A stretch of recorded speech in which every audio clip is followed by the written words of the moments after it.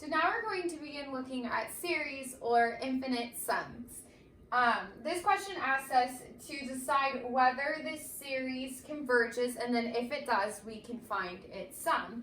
So the most important thing we need to keep in mind is what I have written over here, and that's if this series converges, the infinite series converges, then the sum of that series is equal to the limit as k goes to infinity of these partial sums. So it's going to end up being equal to the limit of the partial sums. So first we'll look at the partial sums and see if they converge, and then if they do, then we can find the sum of this series. So to get an idea of what's happening with this series, first I'm going to look at the first couple terms of the sequence. And that's going to help give me an idea of what's happening with the partial sums. So we'll begin with n equal to 1. When n equals 1, our term is tan inverse of 3 minus tan inverse of 1. And then when n is equal to 2, we get tan inverse of 4 minus tan inverse of 2. When n equals 3, we get tan inverse of 5 minus tan inverse of 3. And with this term, we can kind of start to see what's happening, but I'm going to do one more term just to make it really clear. So when n equals 4, we get tan inverse of 6 minus tan inverse of 4. So if we were to look at the fourth partial sum, we would add up these four terms of the sequence. And if we were to do that, we would see that something quite nice starts to happen. When we add up the second and fourth terms, we add these two, add to 0. And when we add the first and third terms, these two add to 0. And so what we have here is what's called a telescoping series. That means that as we add terms, a lot of the middle terms are adding up to 0. And so we eliminate those, and we're just left with a few on the front end of the series and maybe a few at the end of the series. And so if we look at the fourth partial sum, what we have is minus tan inverse of 1 minus tan inverse of 2 plus tan inverse of 5 plus tan inverse of 6.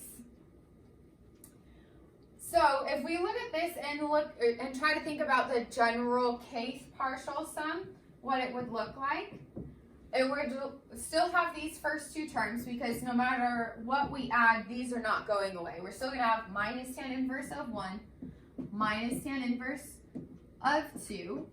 But as we add more terms, these tan inverse of 5 and tan inverse of 6 are going to end up going away. And all we have are the last two positive tan inverses. And so we're going to use our fourth partial sum for reference to get what those would be. So if we look at our fourth partial sum, what's left over is tan inverse of 5. And here that is, if we let k equal 4, that would be tan inverse of k plus 1. So plus tan inverse of k plus 1. And then if we're letting k equals 4, this is plus tan inverse of k plus 2. So this would be the kth partial sum if we pick any integer, any positive integer to be k. This is what the sum of that partial series is going to be. And so we want to look at the limit as k goes to infinity of these partial sums. And if that limit exists and converges, then our sum converges and we can find what its sum is. So then we'll look at the limit as k goes to infinity of s sub k. And so that's going to be the limit as k goes to infinity of minus tan inverse of 1 minus tan inverse of 2 plus tan inverse of k plus 1 plus tan inverse of k plus 2. Alright, so that's a lot. So we're going to actually have to split this up into 4 separate limits using limit laws. I'm going to skip writing that step down because that's going to be an extra mess, and I'm sure by now you're used to doing that. So let's look at just each individual term. So this is going to equal, as k goes to infinity, this is a constant and this is a constant, so they're going to stay the same. This is actually equal to minus pi over 4, which is nice. Tan inverse of 2 is nothing nice, so we're just going to leave it as tan inverse of 2.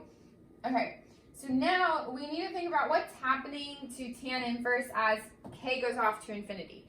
So here we need to think about what the tan inverse function looks like. And the tan inverse function has a horizontal asymptote at pi over 2. And as k gets really, really large, this function approaches pi over 2 but never gets there. So the limit of this is going to be pi over 2. Likewise, the limit of tan inverse of k plus 2 is also going to be pi over 2. It's just going to get there slightly faster. And so this is a number. As you notice, none of these limits diverged off to infinity. And so since this is an actual value, that means that this series converges. And so the sum of this series is negative pi over 4 minus tan inverse of 2 plus pi over 2 plus pi over 2. And so if you were to calculate what that value is, that's what this series sums to. So yes, it does converge, and this is its sum.